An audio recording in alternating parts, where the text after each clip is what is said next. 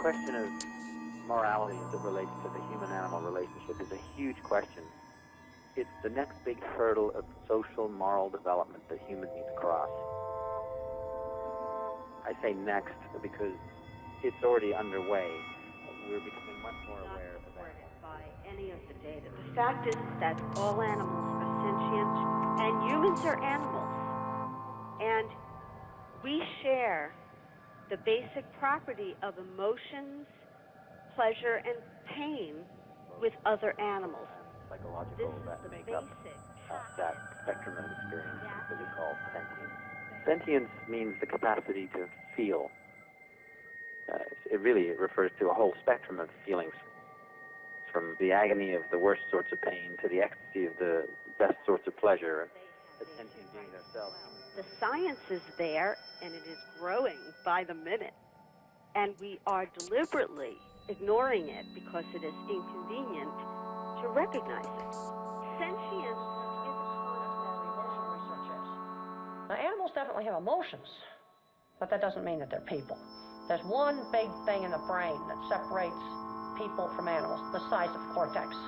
We've got raw computer power that animals don't have. Animals are not going to fly to the moon. Intellect is what separates people from animals, not emotion. Because it really is the solution to all our ills. Someone once said that animals are another nation. They're not aliens, they're not property, they're not dangers, but rather they're other beings with whom we share life, who have as vested an interest in their own lives as we do. All we need to do is make certain that we don't become the plague, the vermin that takes it all over, but rather make sure that there's always room for them, because without them, we'd be one hell of a lonely place.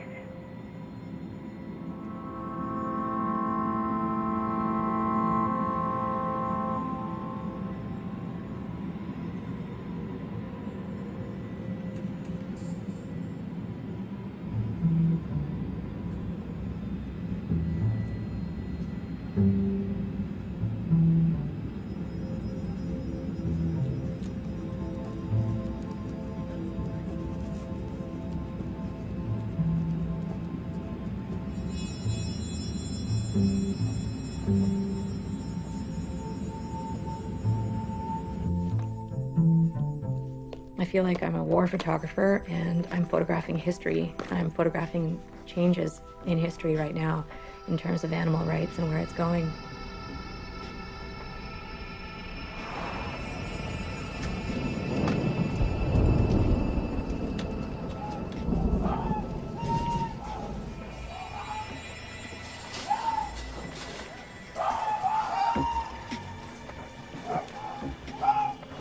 On that, right in the corner there.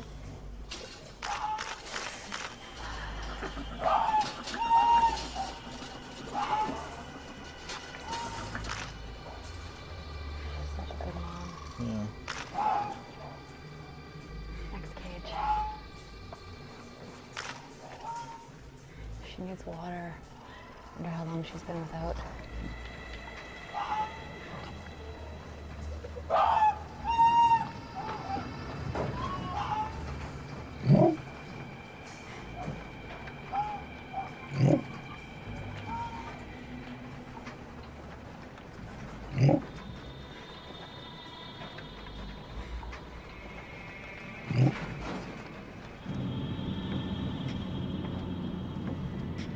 Leaving is always the hardest thing, and leaving is the reason that I'm haunted.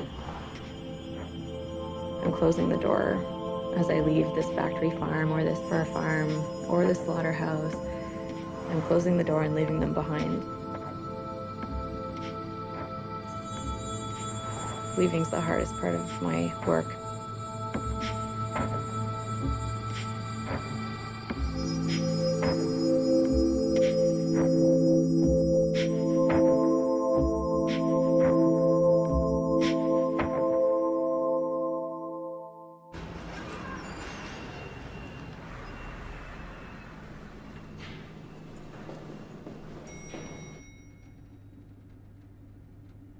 What it is an emergency for these animals, and the activist side of me came first when I realized that my photos were far more effective and got out there much quicker when I worked with campaigns.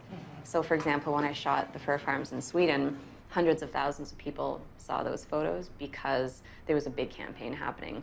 I just came back from Laos and Vietnam, Cambodia, so I can show you a few of the photos, and I think you've seen some of them. So this is where they're kept right before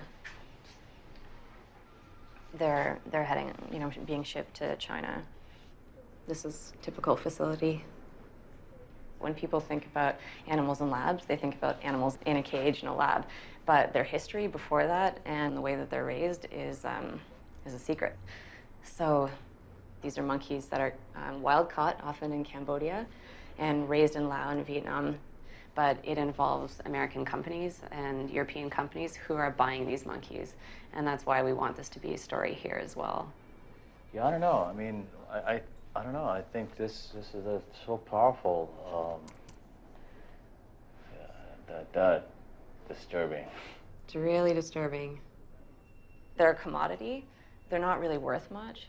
And that's why they don't care about the conditions. So they don't feed them very much. They're just, the bare minimum to keep them alive. Oh my God, look how he's holding that monkey. That's pretty sad. Really and you see, just bringing that up, you see the conflict here because these images are so difficult. Consumer magazines are not going to publish them. It's so potent, though. I mean, I understand. I know. It's such potent. But this is what we always talked about, and the And problem these issues are so important. Because we pick up stories from photographers, that have social impact, around the world because we care about it. But doesn't mean if what we care about doesn't mean it's gonna get published tomorrow or the day after tomorrow. Yeah. And the less graphic it is, I mean, this is still like a PG society for a lot of magazine here in the U.S. I mean, I think that's a good way of putting PG-13, it. Or PG-13. So, Hmm.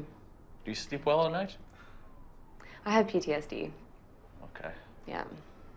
Yeah. No, I have a lot of nightmares. I was imagined. Yeah. No, I'm trying to take care of that.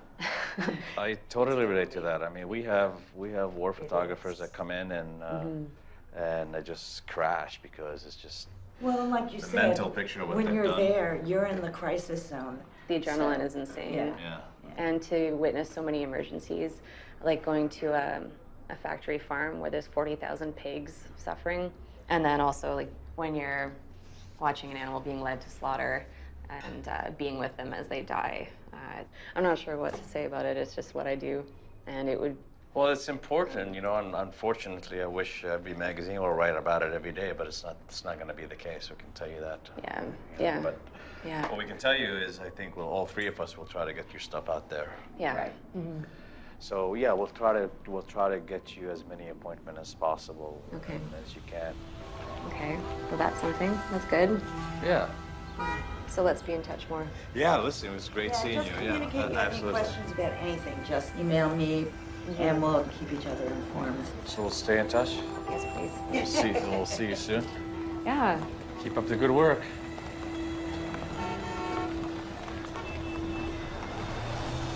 I wouldn't say that I take photographs of animals. I would say that I photograph the predicaments that animals are in because of humans.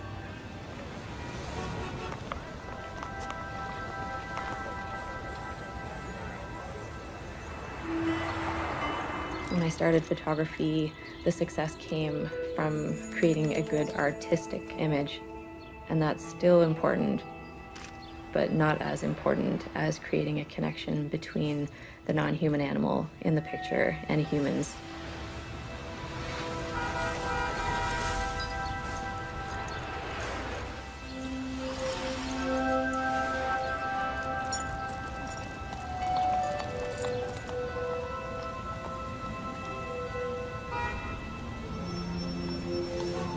The photography has become a tool for activism.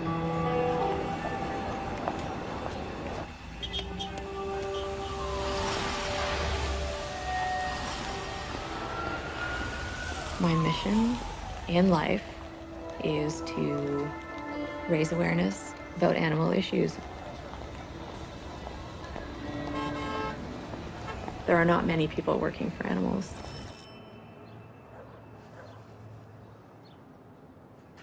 Cheers, everyone. Cheers. Cheers. Great to see everyone again. Yes. You like to cook? You know, funnily enough, I like to cook for lots of people. Normally I have rice and beans every night, you know, it's really, but you know. They support documentary photographers, and they do more than like some of the other agencies, and they're known for that, and that's why I went to them. But 2.5 years ago, we had kind of the same meeting that we had today, which was great photos. This issue isn't on the radar at all, and they're like, until it's on the radar. But how does it get on the radar? Isn't that like, I mean, not to make an impressive term. Yeah. Is this an impressive term, but isn't it a chicken and egg situation? Like, isn't it suggested up that. to art people and the media to make it an issue? Mm-hmm. That's ultimately what we have to change. We have to get to the point where they want to look at these animals and understand that each animal is an individual.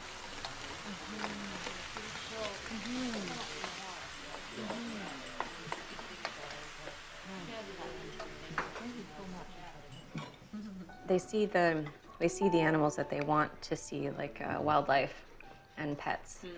And it's comfortable to look at those, and inspires feelings of happiness and comfort and familiarity. But the ones that we don't look at are the ones that I'm often trying to photograph. Those who are objectified in zoos, those that we eat and wear. And so there's an invisibility there. Well, you want to talk about the book? Yeah. You came to me with an idea of publishing a book of and with your photos. And I said to you, it'll be a very expensive project. We can't afford it. You need to get a grant. Do you want to be my editor? I'm gonna put the stuff down in writing, and I'm gonna come up with a budget, and we're gonna think big. Okay. So the answer is yes, I could be your editor.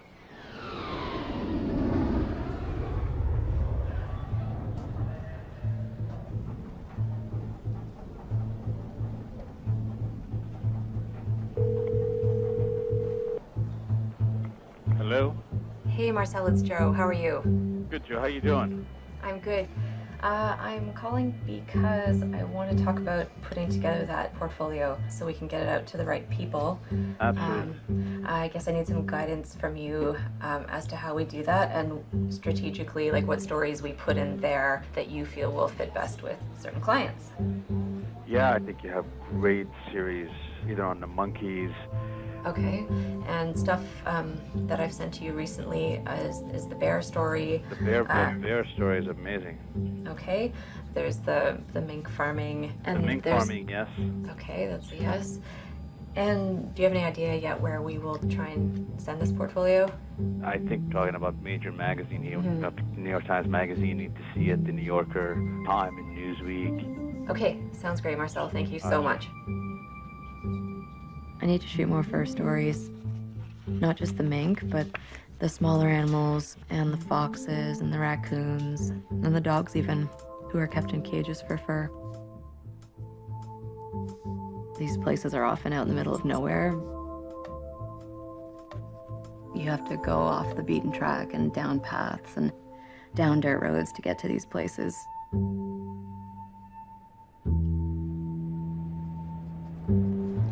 Denmark, China, Finland, Holland. It's the last 10 years I'm doing one job after the next. The fur industry says everything is okay, everything is controlled, everything is fine. And this investigation should show the opposite. This whole industry is rotten from inside, and this is our task to get on tape.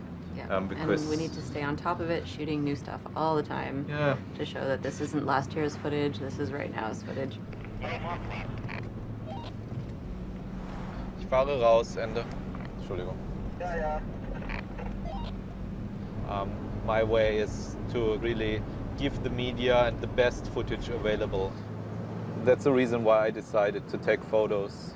A photo can do 1,000 more times harm to the industry than an action. Than any direct action activity. And I learned this, for example, when I worked in an animal testing laboratory. This laboratory was not afraid of property damage because this is paid by the insurance, or they can pay it from their pocket money.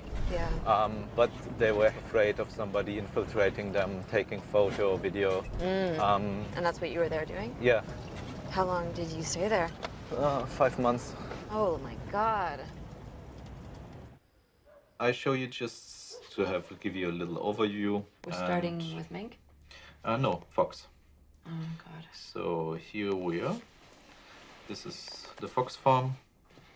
Quite a smaller one, but it's all the same. If it is a one with 5,000 foxes or 200, it doesn't matter. It's the same system. Yeah.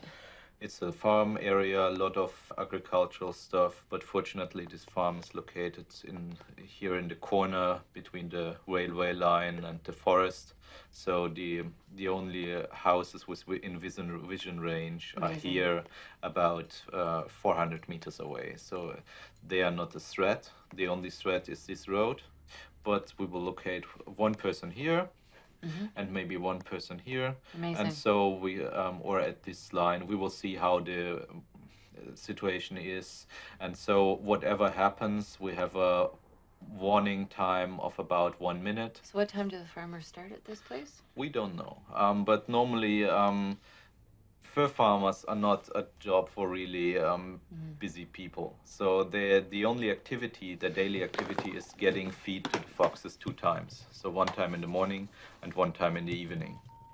We should be finished in 1 hour because at 6:30 all the people go to work and the chance that somebody will see something is much higher. In case of emergency, you leave the farm first. I will go as last person, and so.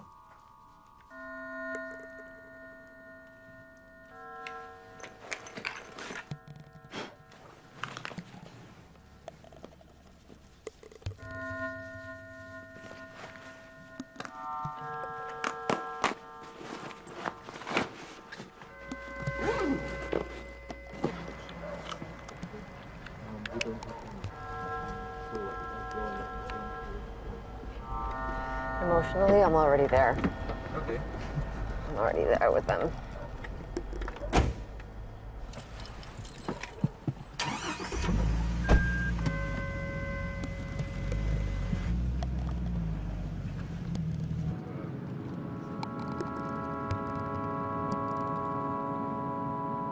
So we drive there. It will take about 15 minutes to 20 minutes to go there. Foxes are vulnerable for self-mutilation and cannibalism, so it could be that there will be wounds, and this is especially important to get on tape. Yeah, and the ear injuries, the neck injuries.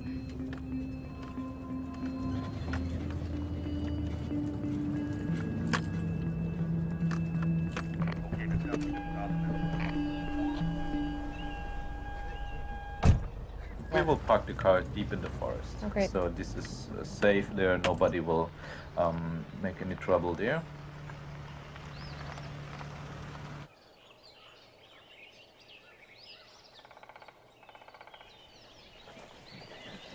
Stinks already.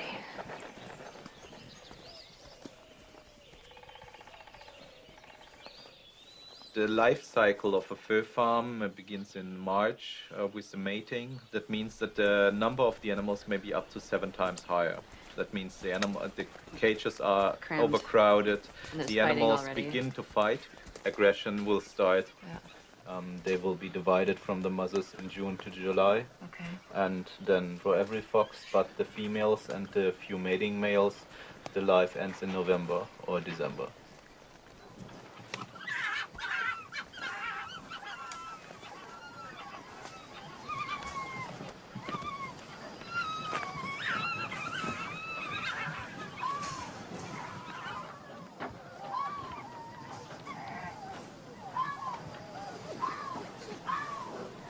Be careful in touching stuff. Yeah, no traces of us. Yeah, no damages, no traces.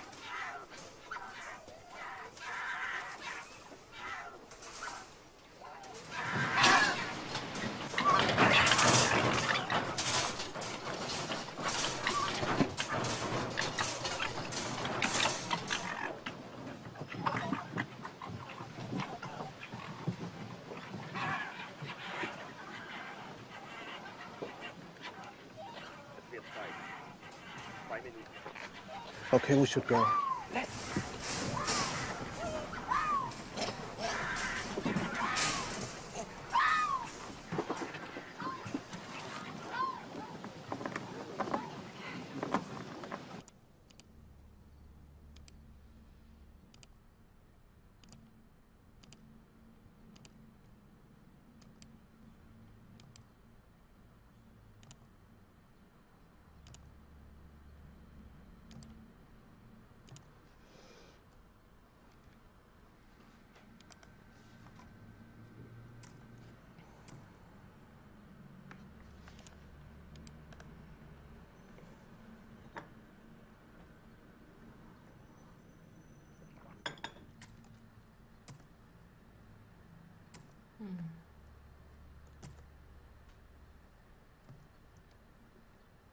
You connect with them because you're looking in their eyes and they're looking in yours.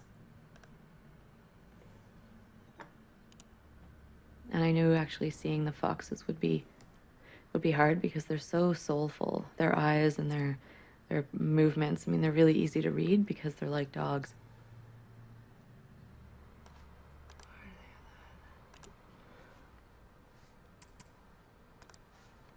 I'm not there to liberate them. I'm there to document them. And as much as I'd like to liberate them from their cages, I can't because that's not going to change the system. So my role is to educate people, and then there won't be future generations of these animals.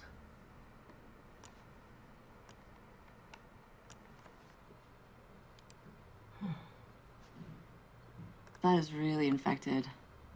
Yeah, but it shows there is no medical treatment of the animals. They just survive or not. Yeah. What's the plan this afternoon? Plan is arriving at this very big mink farm, getting some good outside shots showing how huge these factory farms can come.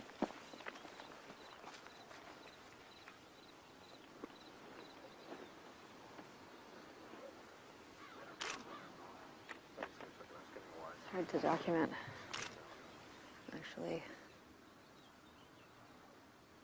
If we count the sheds, for sure over 100,000, but it's very hard to say. A mink farm can have 20,000, and in 3 months later, after the young ones have come, it's 6 times or 7 times more. But this is the top range of mink farming worldwide. If you look at the facility, how it's built, there's Western money involved in this. Thousands of fur farms have been shut down in Europe in the last years, so the fur industry is still on the run everywhere. I'm not sure if I will see the day with the last fur farm worldwide being shut down.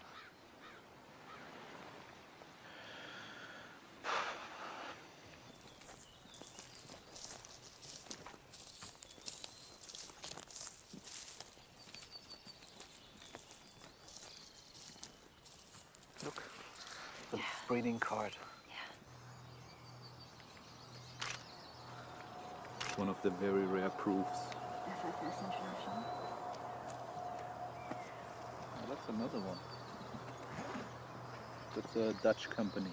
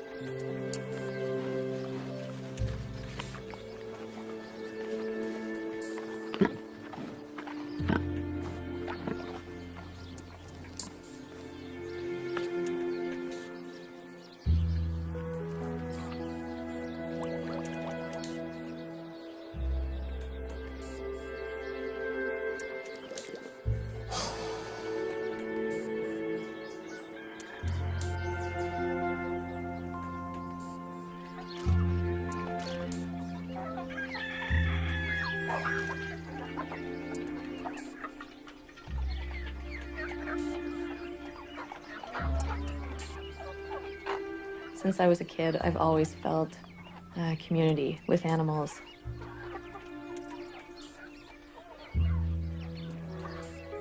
My mom had 10 chickens, 10 layer hens at her country home, and they became my friends. I knew which ones were shy, I knew which ones were the boss. Seeing their dynamics and seeing just what incredible personalities they had. I learned that, you know, if I went home and ate chicken, I wasn't just eating a piece of meat, I was eating a little person, you know, someone with a personality, someone with sentience. Being here, being at the farm allows me to process. Yeah. Because I'm seeing them happy, and it makes me think of the sad ones, but then it makes me think of the ones that are in the farms, confined and like completely abused. Not everybody can come to the sanctuaries. There's such a thing where there's so many people who are like, oh, sanctuaries are not, you're wasting money. I don't think it's a waste of money, because it used to be more of a farming world. It's not now. Most people live in the cities. There's very few farmers. Most of the small farms are getting eaten alive by the factory farms, so nobody makes those connections to animals anymore. So they're almost so disconnected that we're desensitized to them. I think that having sanctuaries is just like this whole, like, getting to the heart of, like, these are individual animals and they have feelings and they, like, see them, like, who they are. And each one's different. You can't feel anything for 1 billion animals or 1 million No animals one or even can. 1,000 or 100. You can't do that with people. But that's what you guys do. You put a face. A face and a name. Every time we get one of these animals on the farm, they represent all those animals that we can't save. So we have the powerful photos to show like what it's like when we get these animals out of the stockyard and how bad a shape they're in. So I actually am very hopeful that we can really make this a very special rescue.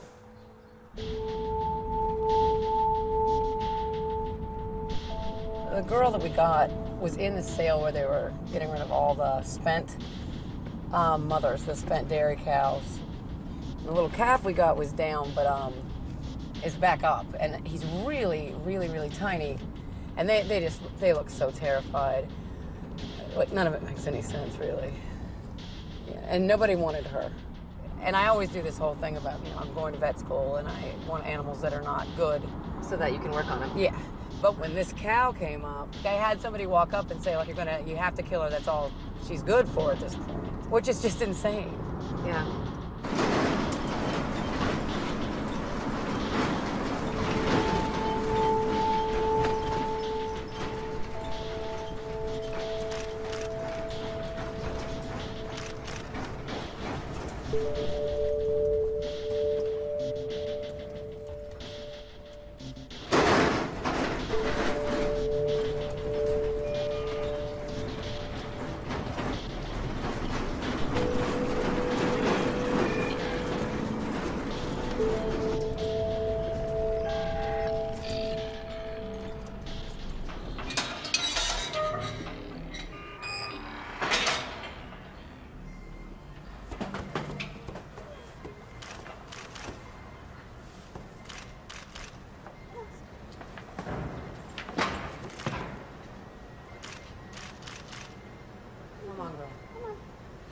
I can go behind. I can go behind.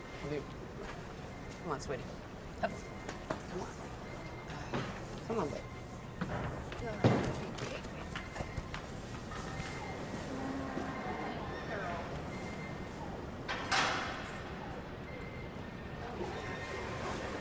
So what did you think? The pulse rate was 64 and the respiratory rate was 36, and the breathing sound was clear also. And Her eyes aren't very sunken, but I'm sure she is somewhat dehydrated. So did you palpate any abnormalities with her udder? The appearance is okay. There's no swelling and no redness, and the appearance of milk is also okay. Yeah, normal. And I didn't hear any pain on both sides. Neither did I. And then obviously her feet are extremely long, and that seems like she doesn't have mastitis, so I don't think she's kicking at her udder. Her long hooves were probably causing most of her troubles. So we'll be taking at least 2 inches off.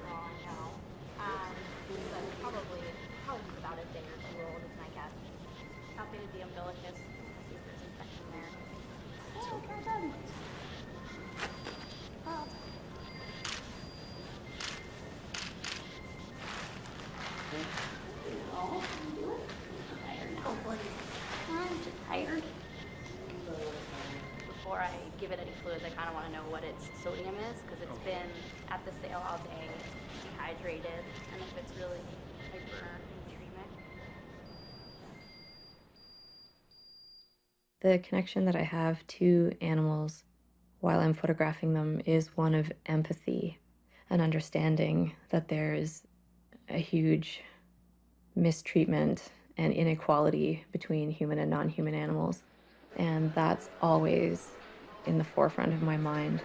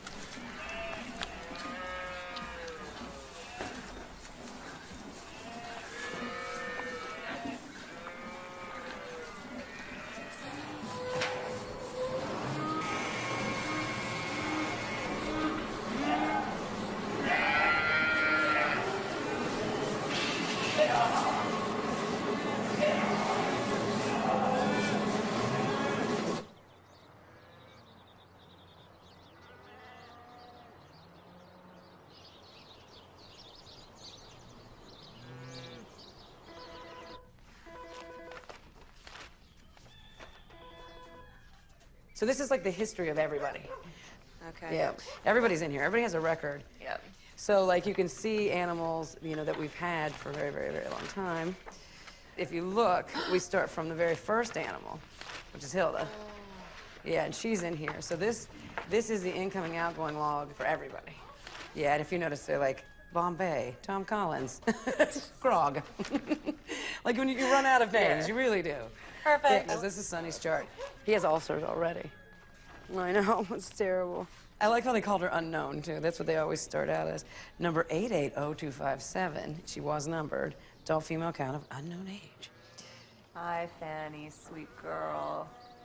This is your new home, sweetheart. I think she hears you. Yeah, he's got that. That's for his umbilical cord problem. That's for ulcers. Okay.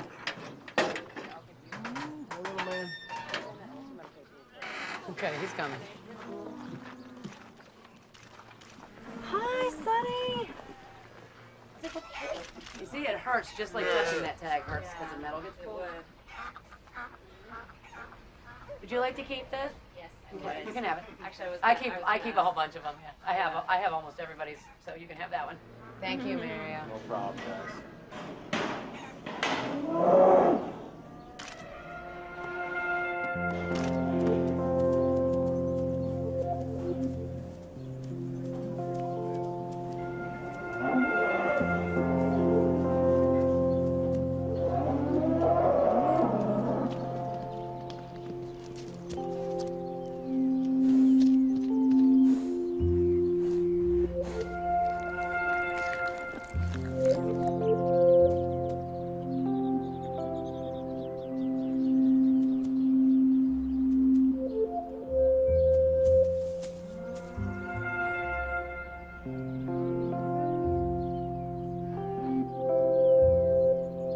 Farm Sanctuary is my home away from home.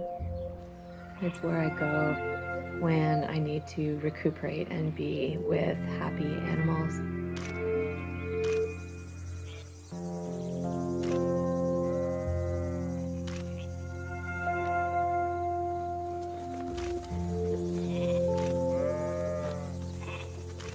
Surrounding myself with people who are working really hard for the same goals that I have which is animal liberation. Come up and stay for a week and just take pictures and hang, lay in the grass. How about a month? You can stay for a month. You can stay as long as you want. Because you need a break from all, when you're seeing just bad, it's hard. Yeah. You gotta lay back and see the good. And the good is here.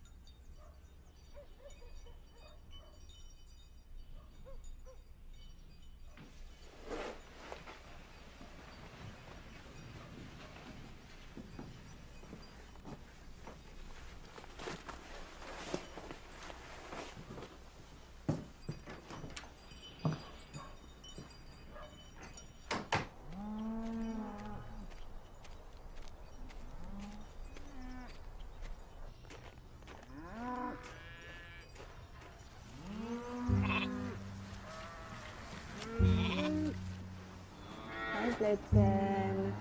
Hello. Hello. I'm trying to say hi to Fanny. Okay, come on. I know. Come on. Hi, Fanny, sweet girl. Hi. I know where you were a few months ago. Yeah, you're still shy. I know. How are those legs, huh?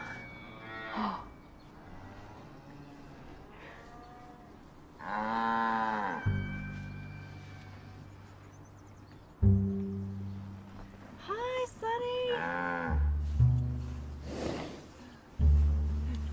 You.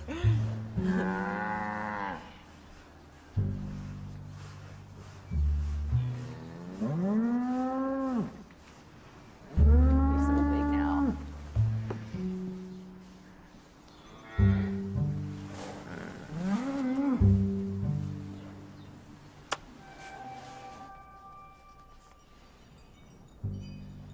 I'm finally getting these thousands of stories that I have down on paper.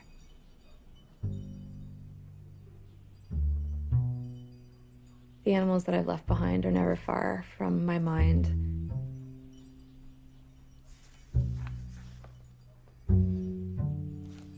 I want the book to be a meditation on the individuals that I've met throughout the years. There have been hundreds of thousands, but some of them I've spent more time with. Oh, hello there. Thank you. And some of them stay with me in my heart as I go forward doing this work.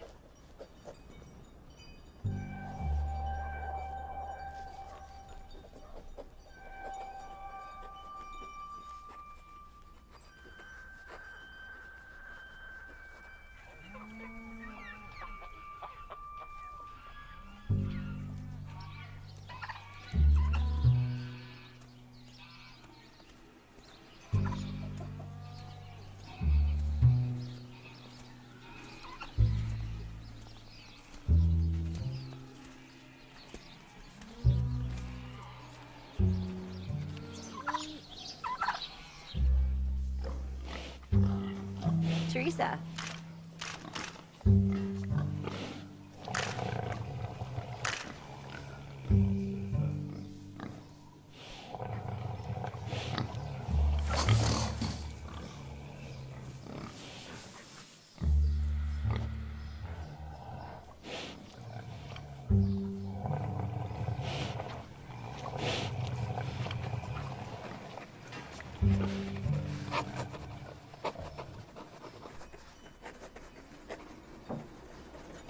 And I want to share their stories, and I think people will want to read them because these are really incredible individuals that I've met in incredible circumstances.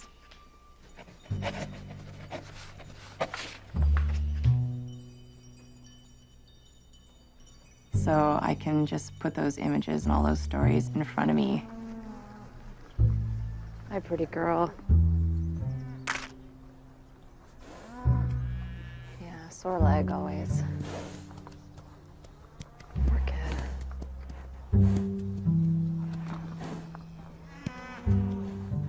Hey, beautiful.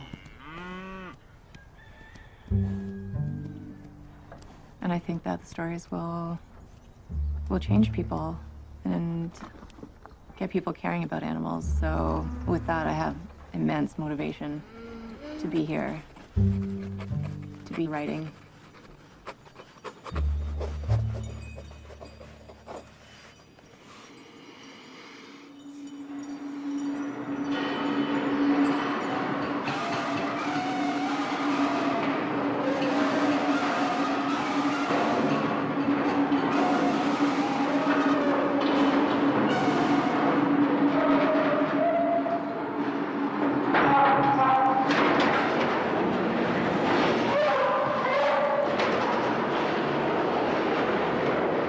Beagles have become the dog of choice. One, because they're the right size. They're, around 40 pounds or less. Two, because there are enough laboratories providing beagles that they have been able to selectively breed over the last many decades for a docile, passive, non-aggressive dog. All of that actually makes the beagle an even more heartbreaking model than one might already think.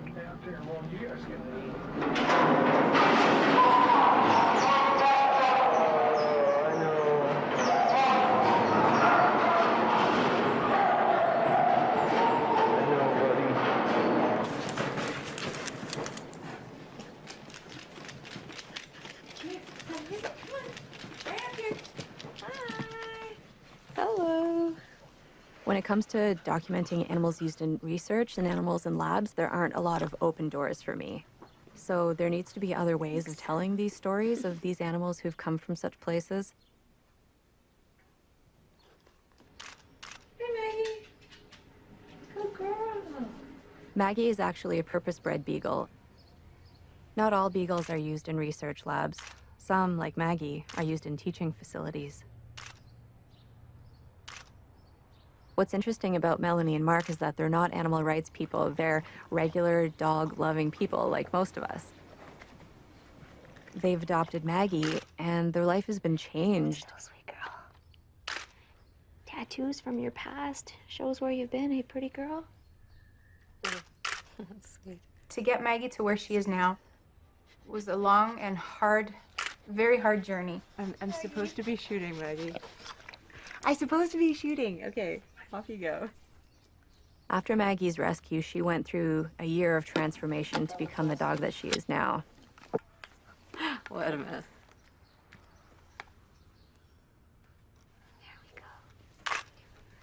Oh, really? Oh, here we go. Here we go. When we got her, she was about 8 or 9 months old. So she was still a puppy. And, well, separation anxiety was probably the worst thing. The facility had said to bring a crate, that's what they were used to, and that they would adapt and they would be fine with their crate. She was throwing up.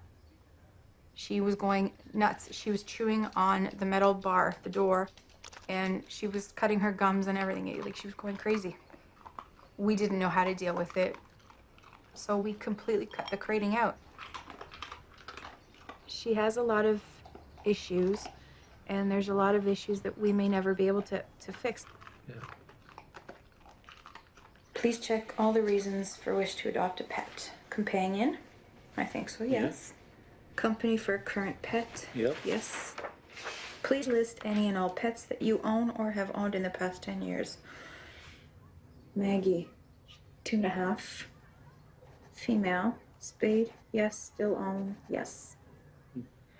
Knowing that most animals coming from research and teaching have lived a very different lifestyle than a house pet, are you willing to allow for an adjustment period that may last weeks or months before the dog fully settles into the home environment? Well, we've done it. Yeah. with Maggie, and Gonna take some it was while. more than weeks. And It was months. more like a year. Yeah. But I think Maggie's gonna be a big help. I love the breed, and I feel it's been life-changing.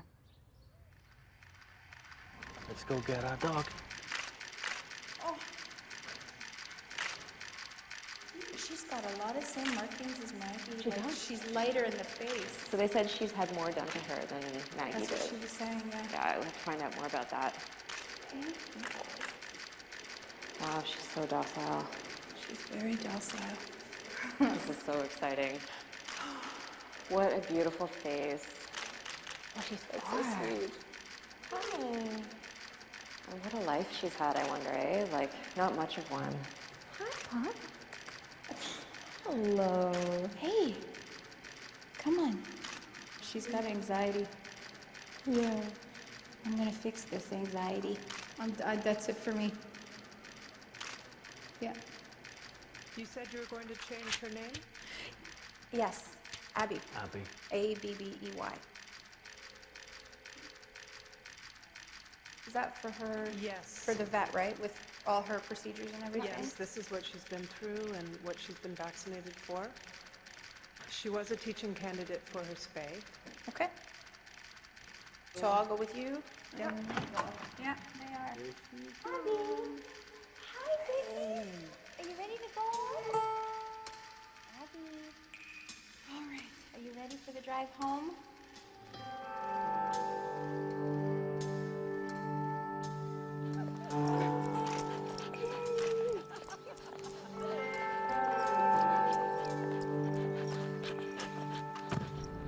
What's going on? I'm just taking it easy because I don't know how she is in a car.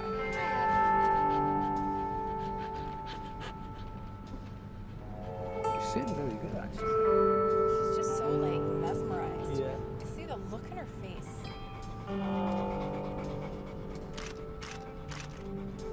Those are nice photos, sweetheart. You photograph very well, Abby.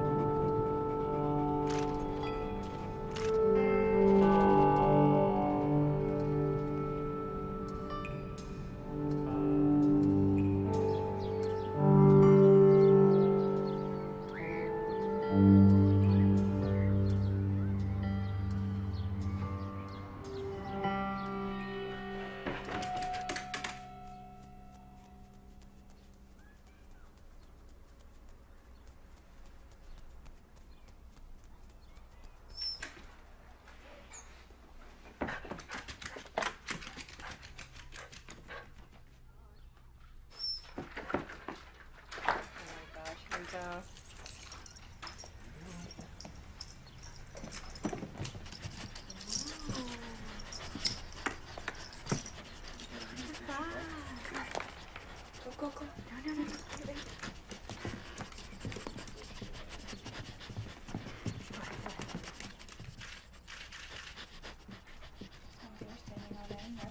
No.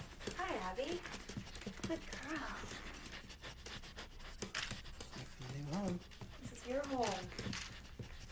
Nice and great.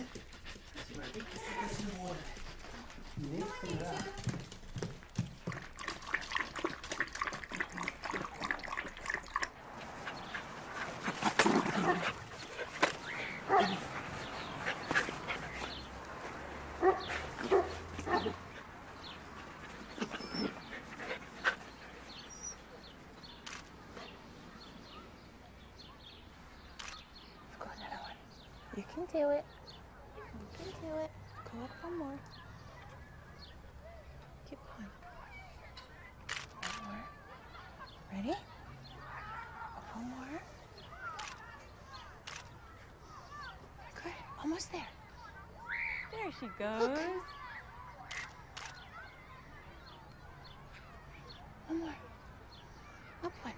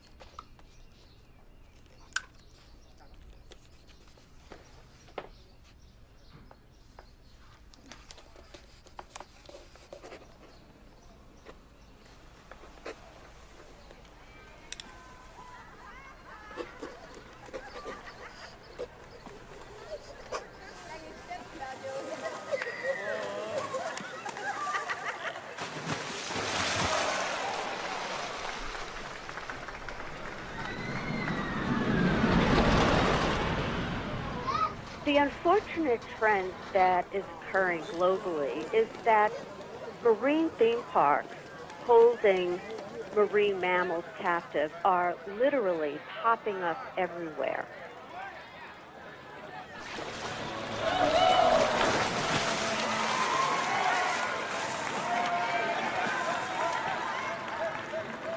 Any highly intelligent, highly social animal cannot thrive in zoos or aquaria.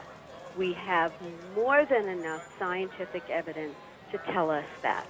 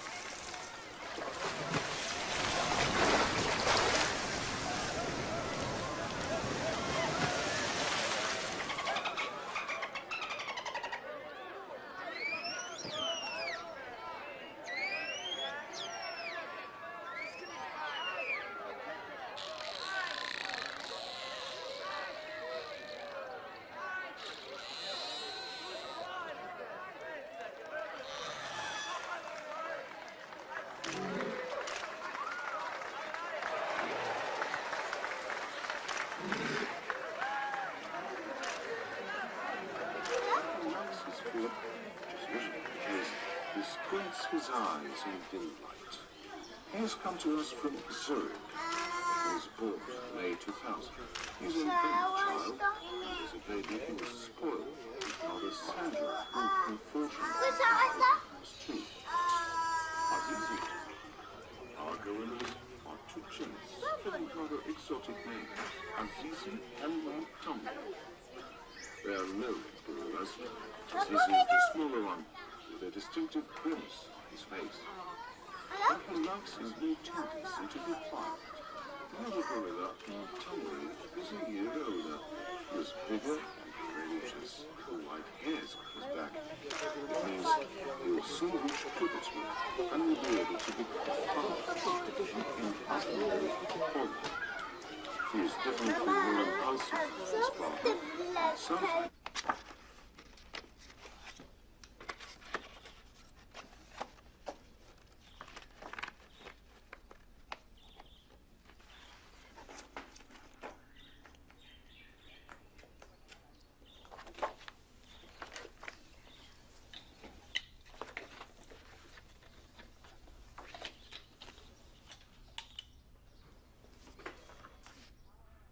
The book's going to be dedicated to Ron.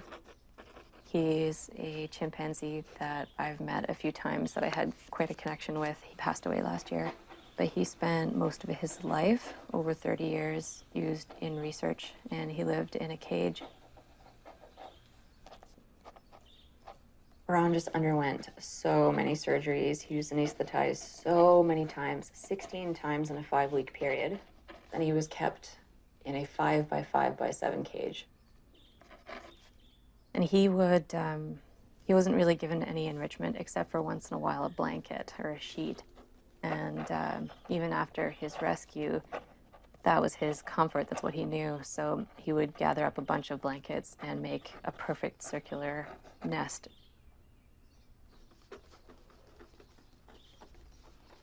The forgiveness that he showed to humans was really incredible. And he's such an ambassador for animals used in research. And I really miss him.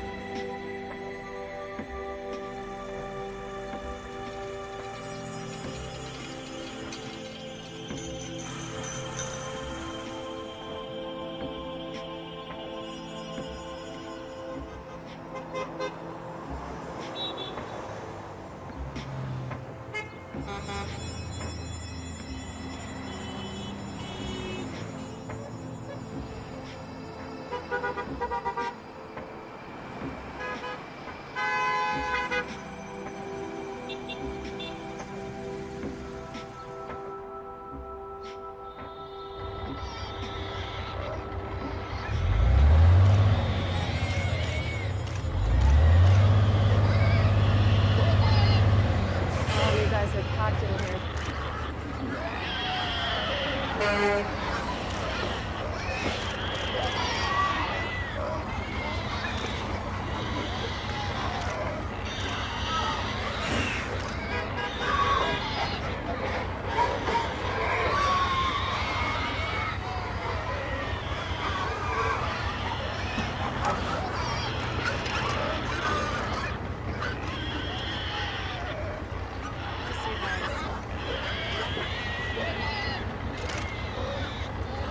So gentle.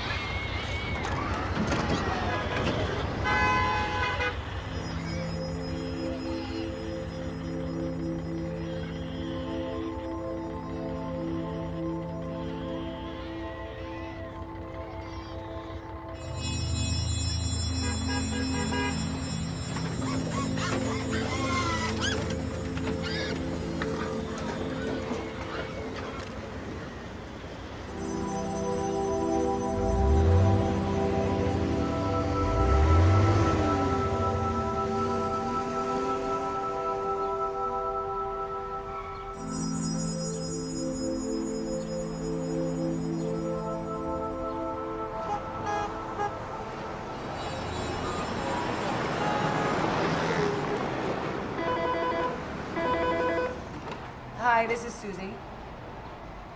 We just took in a gestation cell and she gave birth to 16 piglets, and we had to pull 8, and they are going through some serious milk.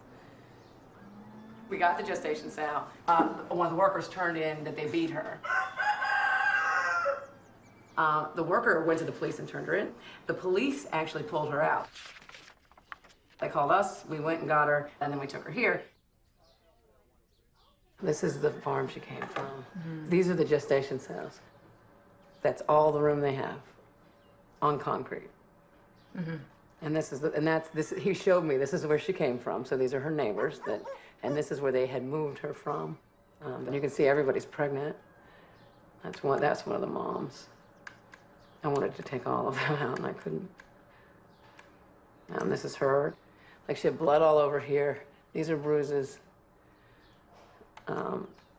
And then the top of her is where the burns are. This is all electrical burns from a cattle prod. And then they took a metal pole and beat her with it. And she went into shock. And she had completely collapsed by the time we had her in the trailer. It just doesn't even make any sense that she went through all that. Yeah, they really hurt her. And then she came here. She was just such a mess. To put an animal through all that while she was like days from giving birth, just because she wouldn't do what they wanted. She's a heartbreaker. She is so sweet.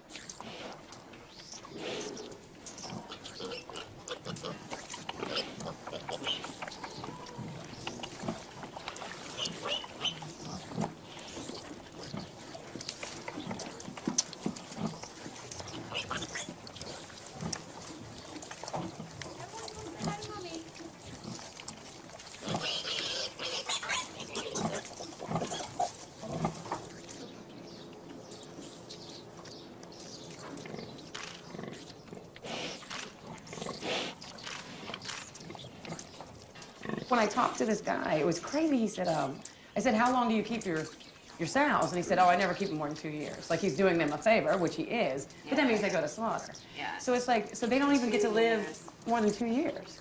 So that, but they're impregnated 2.5 times a year. Yeah, because they're a 144-day cycle.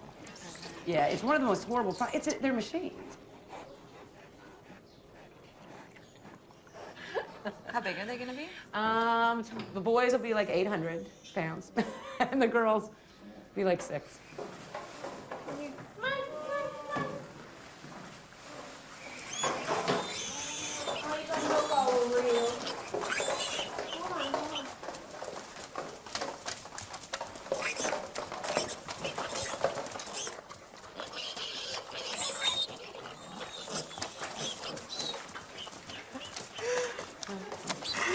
So silly. There we go.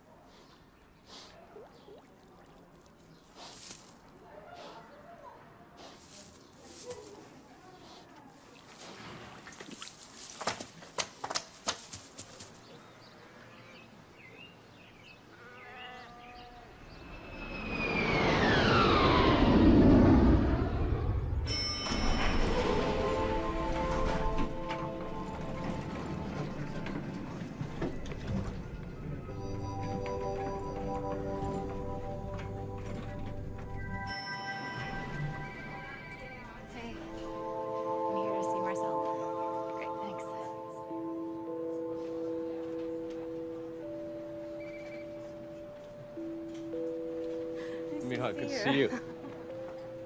We have an editor from Newsweek coming in. Hi, Jamie. This is I'm Joanne. Joanne. Hey. Pleasure. Thank you for waiting. I'm sorry it took me forever. How are you? Good to see you. You're in Toronto, but you spend 6 months a year pursuing this issue. Yeah, that's the thing. I have a huge archive, 10 years excellent. worth, of our relationships with animals around the globe. And I'm trying to save the world. No, but there's nothing wrong with that. That's why I do what I do. Yeah. Even though often I look at issues which are about torment and loss, even aggression and sadness. But unless we expose those to the world, what chance do we have to engage in conversation, to figure out ways to save the world? So that's what I'm doing, photographing these topics, but it's an invisible war, and it's a war against animals. Very powerful. Thank you. Very upsetting. Strong, though, visually, it's very strong. And I'm looking at stuff closer to home, stuff that's really invisible. Such like, as? Like factory farming. Right. Because the highest number of animals in the world are suffering the worst fates. So this is a day in the life of a veal and dairy farm. New York is a huge dairy state, by the way. And this is like organic, you know, humanely raised animals. Trying to show the industry of it, even at the small. It's very good. Small farms. But milk is that's slightly different for you than butchering them. Or is it kind of similar? They get it butchered eventually, and like these dairy cows can live 20 years, but they usually get butchered at 3 or 4 years old because their bodies are just completely spent. So, and actually, a lot of people go vegetarian and they cut out like the red meats and the chickens and for and then ethical sit around reasons. and eat lobster or something. Or they continue to eat dairy and ice eggs. cream, for instance. But those are actually the cruelest industries. Much crueler because of the confinement of the animals, and their babies are taken away and how quickly they get slaughtered and the way their bodies are super abused. So if That's you're... the hormone thing, then. No, not even. Not even. Like layer hens have the How worst. long have you been a vegan? Almost 10 years.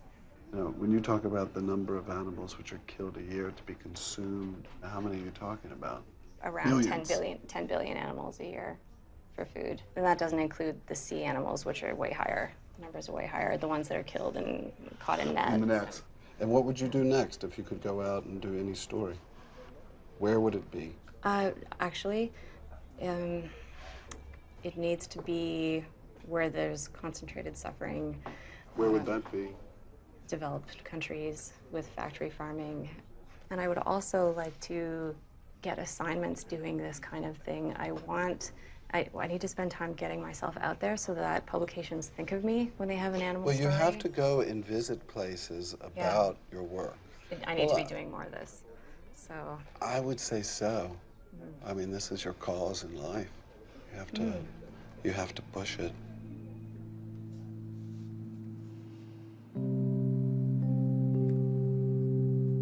People will continue to do this story, and it's important that they know that you've been doing it.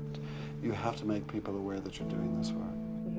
One of my challenges if with you write a that. story in the New York Times or the Wall Street Journal, a lot of people would see it. I know. A lot. Yeah. And it's very, very important, not just for you, but obviously for the issue.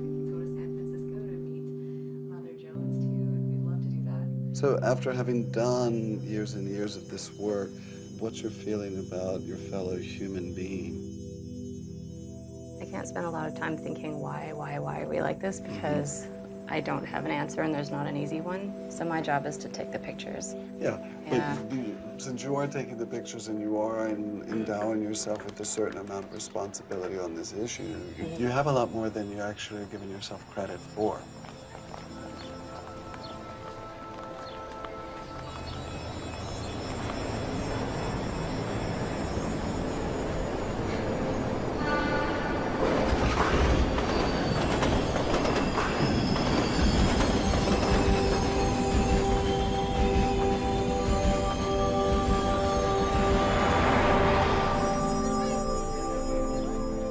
I'm always fascinated by the fact that, you know, how do you change something that's so culturally ingrained?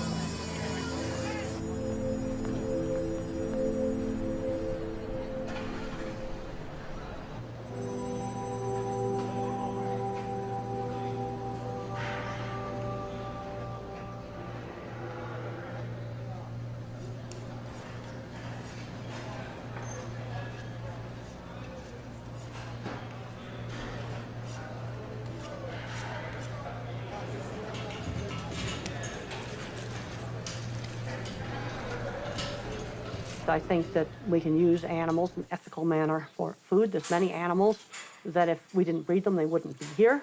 But we must give that animal a life worth living. About 50% of the cattle in the U.S., Canada, and Australia, when they go to the very large slaughter plants, are handled in my center track restrainer system. And I often get asked, do big plants really work well? Big plants will work just fine if equipment's set up right. You've got to make sure you don't understaff and overload equipment. These are my drawings that I hand drafted myself. We've got two curved cattle handling systems, and you might wonder, why are they curved? Cattle have a natural tendency to want to go back to where they come from. So you can use that behavior to help you get the animals through the system. One of the things that was really important is looking at what are the cattle seeing. They see people walking by, they won't go in. The entrance is too dark, they won't go in. You got to light up the entrance just right. You can't have reflections on it. You've got to have a non-slip floor. You've got to block the vision in just the right place. Details of design are important. Also, since the system is about 7 feet off the ground, you've got to put in a false floor so the animals don't see the visual cliff effect. With cattle, it's all about what they see. You control what they see, and they're on a non-slip surface, then they'll walk right in. I think slaughter plants should have glass walls. I've taken lots of people through large slaughter plants when they're working right. And I have them watch the cattle going up the ramp, and they kind of go, I can't believe how quietly they go up the ramp. Now, one of the ways you could give them glass walls is video. You could just stream it out to the internet.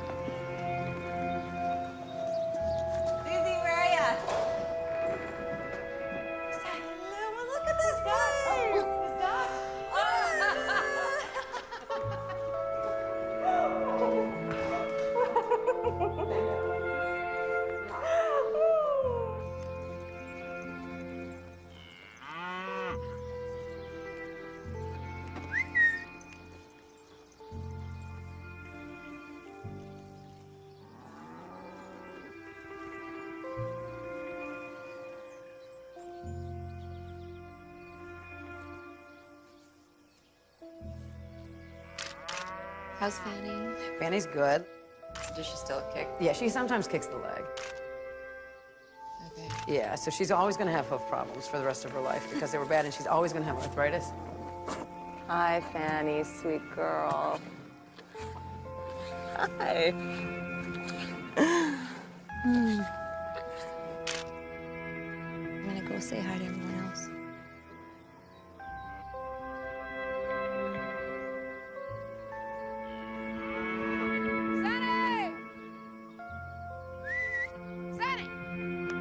Is Sunny growing healthy? Sunny is probably about 800 pounds. Yeah, Sunny will turn a year, so Sunny's going to be a year old now.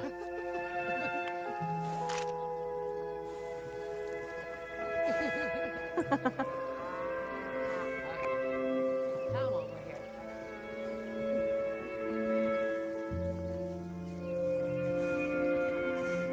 He's so huggable.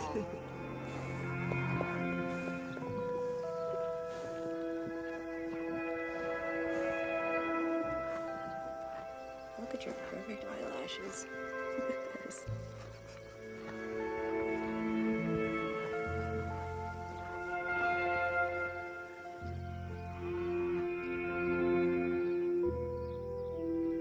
I truly believe that it's innate, that we're all compassionate, and that if we're given the opportunity to care, we will.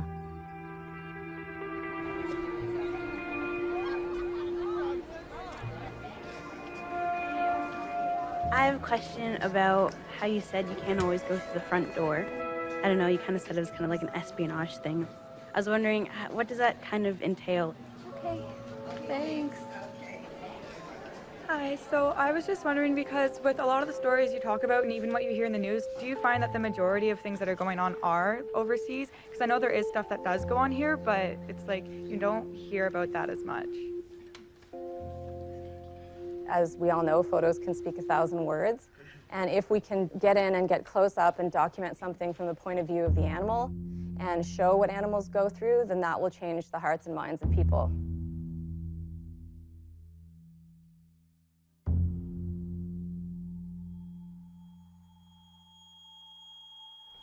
Hi, I was wondering, what are your plans for the future?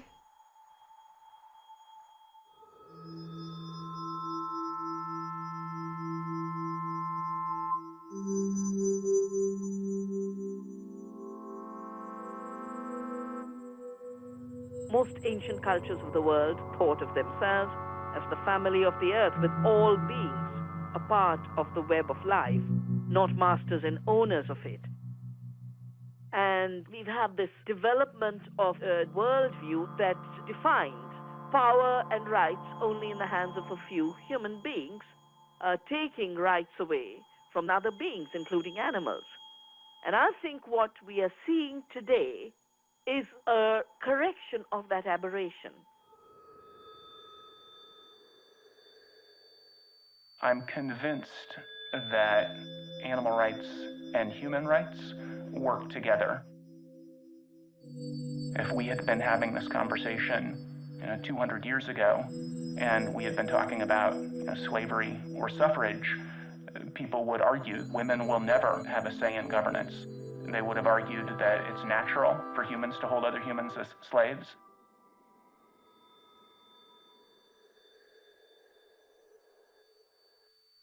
I would love to see the animals to have rights.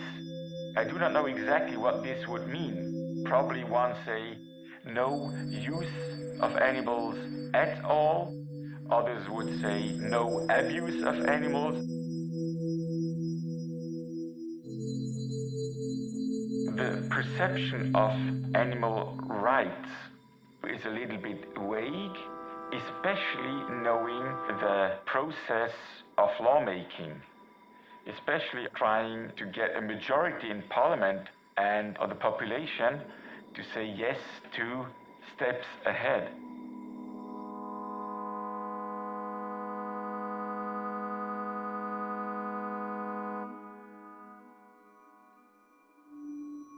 The fact of the matter is that animals don't even have a right to live. So we are quite far away from achieving animal rights. I think other nations could learn something from Switzerland, namely that you can protect animals on a legal level and that you can achieve a lot for animal welfare with the leverage of the law. Animals have earned our continued efforts on their behalf. They can't do it on their own. They are reliant on us, and it needs to be done on a societal level, and of course also on a legal level with strong laws and consistent enforcement.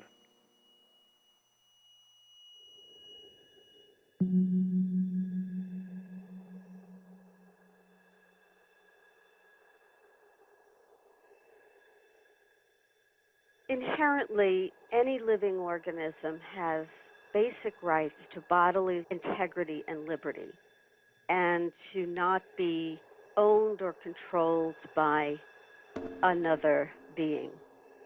And by that I mean not that they're deserving of rights that we might give them, but that they have them already by virtue of who they are.